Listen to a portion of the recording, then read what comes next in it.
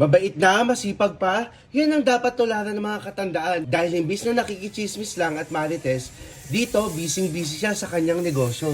So ka lang. Negosyo lang ang negosyo. Tanga. Sa kusina. Tanga ka. Mabait na, masipag pa. Yan ang dapat tularan ng mga katandaan. Dahil imbis na nakikichismis... Tumawak. Dapat mga matatanda. Katandaan. Kasi ang kabataan, di ba? Huwag kang sumagot, para sagot ka eh. Mabait na, masipag pa. Yan ang dapat tularan ng mga katandaan. Dahil imbis na nakikichismis lang at marites, dito, busy-busy siya sa kanyang kusina. Ganun gusto mo? Dapat sa kusina, hindi ako nag-negosyo. Dito, busy-busy siya sa kanyang bigosyo. Negosyo. Umano ka.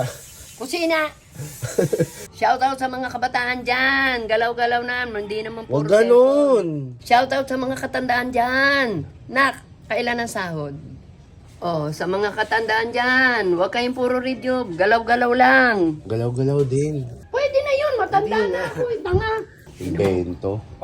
Doon. Lakad. Oh. Oh. Oh, nawala ka. Oh, sa mga katandaan dyan. Oh, sa mga katandaan dyan. Huwag puro review. Anong review? Rejob. Review. Oh, sa mga kabataan dyan. Huwag puro cellphone. Galaw-galaw din. Tangina mo.